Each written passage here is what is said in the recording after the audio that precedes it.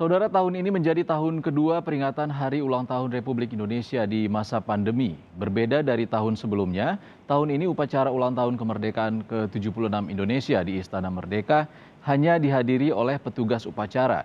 Seluruh undangan peserta upacara hadir secara virtual.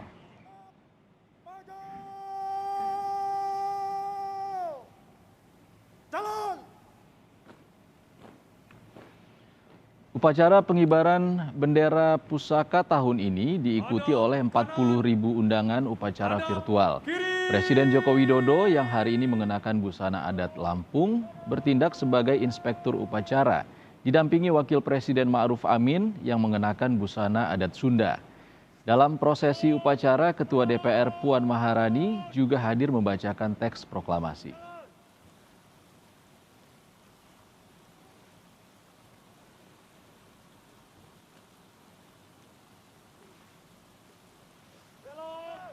Untuk mengetahui informasi selengkapnya, kita bergabung dengan jurnalis Kompas TV Friska Clarissa yang memantau langsung jalannya upacara di Istana Kepresidenan Jakarta. Selamat siang, Friska. Friska, selain upacara yang dihadiri secara virtual oleh seluruh peserta, apalagi yang menarik dalam upacara peringatan ulang tahun kemerdekaan ke-76 Indonesia hari ini?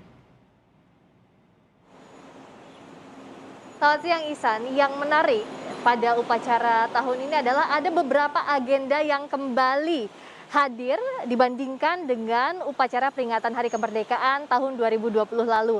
Antara lain pasukan pengibar bendera pusaka Paskibraka yang bertugas pada tahun ini kembali lengkap 68 orang. Kalau tahun lalu hanya 3 orang karena memang kondisinya masih awal pandemi, saat ini sudah bisa divaksinasi sehingga yang bertugas bisa kembali full formasi 68 pengibar bendera pusaka. Berikutnya adalah adanya naskah teks proklamasi asli yang ditulis tangan oleh proklamator Bapak Insinyur Haji Soekarno atau Presiden pertama Republik Indonesia Insinyur Soekarno yang dihadirkan di atas mimbar kehormatan disandingkan dengan bendera pusaka. Karena kalau yang dikibarkan pada upacara peringatan detik-detik proklamasi ini menjadi salah satu fakta menariknya adalah bendera negara Sang Merah Putih dalam beberapa tahun terakhir. Kenapa bendera pusaka ini tidak dikibarkan? Karena memang faktor usia yang dijaga betul keasliannya sehingga yang dikibarkan adalah bendera Sang Merah Putih. Selain itu juga yang menarik adalah kembalinya atraksi flypass pada upacara peringatan detik-detik proklamasi Hari Ulang Tahun ke-76 Republik Indonesia.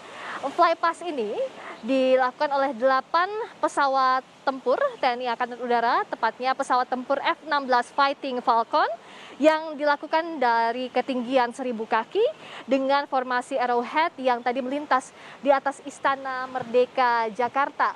Selain itu juga ada pengibaran bendera raksasa atau giant flag yang dikibarkan oleh para anggota yang menggunakan 6 helikopter yang dilakukan juga tadi setelah pengibaran bendera Sang Merah Putih di Istana Merdeka Jakarta. Selain itu juga kalau kita melihat pelaksanaan upacara pada hari ini memang seluruh undangannya dilakukan secara virtual. Soal undangan virtual ini bahkan asalnya untuk pagi dan sore hari disediakan slot secara virtual untuk peserta upacara ada 17.845 pagi, 17.845 sore hari. Namun saking antusiasnya warga untuk mendaftar sehingga ditambah kapasitasnya menjadi 45.000 lebih peserta upacara virtual hari ini dari berbagai daerah bahkan di dalam dan luar negeri. Yang hadir di istana pun terbatas memang, hanya petugas upacara saja, ada inspektur upacara, wakil presiden, juga para kepala lembaga negara, juga petugas upacara lainnya seperti komandan upacara dan juga paskibraka. Dan bicara soal upacara pastinya ada pakaian daerah yang selalu dikenakan. Inspektur upacara hari ini, Presiden Joko Widodo mengenakan pakaian khas Lampung, sementara Ibu Negara Iriana Joko Widodo mengenakan pakaian nasional dengan kain songket. Lalu Wakil Presiden Ma'ruf Amin mengenakan pakaian khas Sunda atau asal daerah Jawa Barat beserta dengan istri Wakil Presiden, yakni Ibu Huri Ma'ruf Amin. Dan yang bertindak tadi sebagai pembaca doa adalah Menteri Agama, Yakut Khalil Qomas, sementara teks proklamasi dibacakan oleh Ketua DPR, Puan Maharani. Jadi kalau dibandingkan dengan tahun sebelumnya, memang sama-sama kondisi pandemi, tapi lebih banyak peserta yang terlibat dan kondisinya pun lebih baik pada tahun ini karena tadi ada sejumlah protokol kesehatan yang bisa diterapkan, terlebih lagi dengan adanya vaksinasi sehingga bisa ditambah peserta upacara meskipun masih terbatas jumlahnya, Ihsan. Ya, Friska, upacara penaikan bendera sudah rampung. Bagaimana dengan susunan upacara penurunan bendera sore nanti?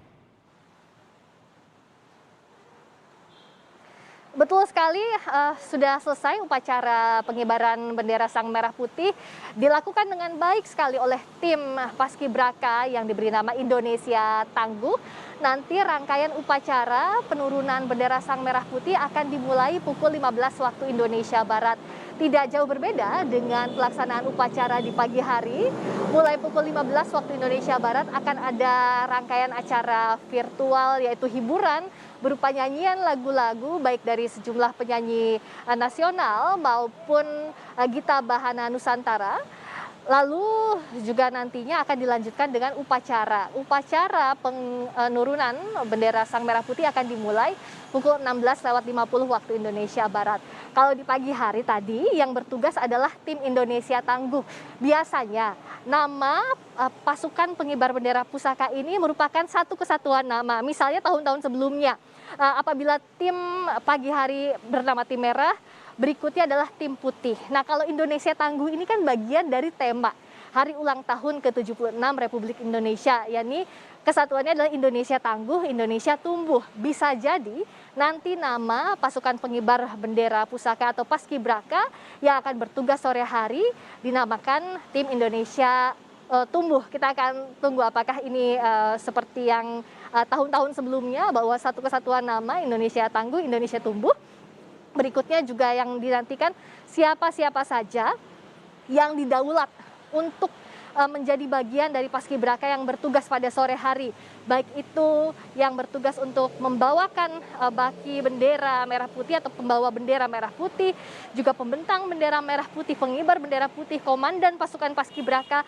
Kita masih nantikan nama-namanya yang akan diumumkan sore hari nanti. Memang yang bertugas ini seluruh anggota Paskibraka, 68 anggotanya harus siap jikalau bertugas.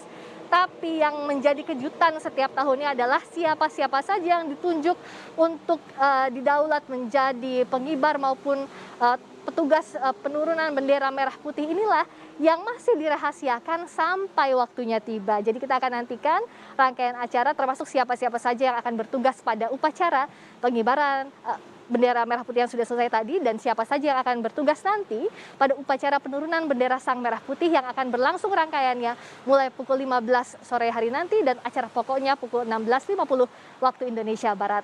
Dari Istana Kepresidenan Jakarta, saya Friska Clarissa mengembalikan ke Anda, Ihsan di studio. Kita akan nantikan upacara penurunan bendera yang rangkaiannya akan dimulai pukul 15 waktu Indonesia Barat nanti. Terima kasih jurnalis Kompas TV Friska Clarissa dari Istana Kepresidenan Jakarta. Saudara, upacara peringatan Hari Kemerdekaan